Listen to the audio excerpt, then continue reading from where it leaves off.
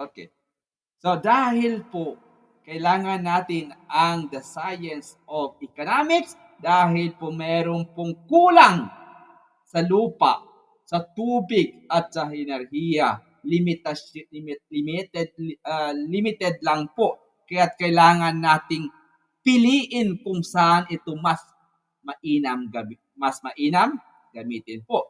So sa Islam, ang pagkakaroon ng limitadong yaman ay hindi kakulangan sa biyaya ni Allah, kundi pagsubok sa responsabling paggamit. Ang al-istikhlaf, ang tao ay khalifa, tagapangalaga ng mga yaman ng daigdig. Sabi ng Allah Subhanahu wa Ta'ala, huwa alladhi ja'alakum khalaifal ard. Nakuha natin to sa Islamic culture. Ha? Huwa alladhi ja'ala lakum khalaifal ard. Siya ang gumawa sa inyo bilang mga kahalili sa kalupaan. Or another translation meron kayo. Ibig sabihin pa yan, ya ikhwan wa akhawati, tungkulin ng tao na pamahalaan ang limitadong yaman ng may hustisya at pananagutan, hindi upang magwaldas, kundi upang makamit ang maslaha amma. Anong maslaha amma? Pangkalahatang kabutihan. Wahakada. No? Ano po yung prinsipyo ng pagpapalitan? Yung trade-off or opportunity cost. No? Al-ikhtiyaru bitabi'atil hali ya'ni at-tadhiyati bi shay'in fi muqabil shay'in akhar. Ay, ito pala. Ito, last na ito inshallah. Ito to. No? إذ الاختيار بطبيعة الحال يعني تضحية بشيء مقابل شيء آخر. Anong ibig niya sabihin? Ay ibig niya sabihin po, no? Ang pagpili ay nangangahulugang pagsasakripisyo ng isang bagay kapalit ng iba. Mahirap po pumili, Sister Fatima, Sister Alianza. Yung dalawa, mahirap pumili yan. Tama po ba? Ang pagpili ay nangangahulugang pagsasakripisyo. Mag-sacrifice ka talaga. Pag pumili ka ng isa sa kanila, magsakripisyo ka po ng isang bagay kapalit ng iba pa. Allahu Akbar. No? So, ito ay tinatawag sa ekonomiya na ano? Anong tawag sa ekonomiya nito? May sakripisyo, pagpili. Ito yung opportunity cost. Aha. Opportunity cost. No? Ito ay tinatawag sa ekonomiya. Ito yung sister, ito yung opportunity cost ay language ng economics. Ekonomiya. Aha, language of economics. No? Hindi po maintindihan ng jurist yan, mga jurisprudence. No? Yung opportunity cost, hindi nila maintindihan. Economist lang nakakaintindi. Tama po, Sister Fatima? Okay. Apo. Naam. Ito ay tinatawag sa economics na opportunity cost, ang halaga ng bagay na isinuko upang makamit ang iba. No, mahirap po magpili. Ano halimbawa niyan? Kung ginamit ng gobyerno ang 10 billion para sa edukasyon, ang opportunity cost ay ang proyektong infrastruktura na hindi natuloy. So, kung ginamit mo ang oras sa pagtulog kaysa pag-aaral, ano ang opportunity cost niya, Sister Fatima? Kung ginamit mo ang oras mo sa pagtulog kaysa pag-aaral mo dito sa economics, ano ang opportunity cost mo? Bagsak sa eskwela. Bagsak sa eskwela. Bagsak talaga. At ang opportunity cost mo rin ay ang kaalamang hindi mo natutunan. Tama po ba?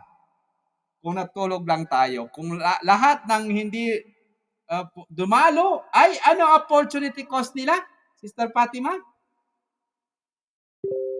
Nawala yung kaalaman dapat na malaman. Naam, na hindi nila alam yung language of economics na optimization resources. Ano pa? Efficiency, ano pa? Opportunity cost. Ano pa? Rational choice. Hindi nila alam yan. Pwede nyo itanong sa kanila. Okay, barakallahu fikum. Bimaana, ang opportunity cost doon na hindi sila pumasok maliban sa, hindi ko alam, nakatulog or baka busy lang. Pero kung nakatulog man lang, ang opportunity cost nila ay kaalamang hindi nila natutunan. So maliban lang may advanced reading sila. Kahit may advanced reading din, hindi po tayo matuto kung wala tayong guro. Wala po yung self-study. Pinagbawal ng mga ulama. Pinagbawal ng mga ng education yan. So, ang scarcity po, ang nudra, no? Ang scarcity or nudra ay ang ugat ng lahat ng problemang pang-ekonomiya. No, ito po yung problema. Ang nudra po ay problema po, sister scarcity, problema po. Ano yung scarcity? Ito to. Ang nudratun nisbiya. Ang nudratun nisbiya o nudra ay ang ugat ng lahat ng problemang pang-ekonomiya. Dahil dito, kailangan gumawa ng kailangan kung may ugat na problema ng ekonomiya, may scarcity, ano ang solusyon? Kung may scarcity, sister, kung may scarcity, ano ang solution natin? Rational choice. Rational choice. Pagpili. Dahil dito kailangan gumawa ng rational choice, pagpili ayon sa kahalagahan. No? Ang layunin po ng pagpiling ito ay Anong layunin natin? This is the language of economics. Efficiency. Efficiency at maximum maximum benefits. Maximum benefits. Sana? Maximum benefits. No? Sa pananaw po ng Islam, ang tamang paggamit ng yaman ay isang anyo ng pagsunod kay Allah Subhanahu wa Ta'ala gamit ang katarungan. Gamit daw ang justice, adl. Ano pa? Moderation. Ano pa? Ano pa meron? At ihsan. Discipline. Ihsan. At saka discipline. Naam. Yan po, no? Barakallahu fikum. Kung walang kakulangan, wala ring pangangailangang pumili. No need na tayo. Kung walang kakulangan, di na tayo magpumili. Tama po, Sister Lina. No? At mawawala ang saysay ng mawawala po ang saysay ng science of economy. No? Ang agham ng ekonomiya. Anong halimbawa niyan?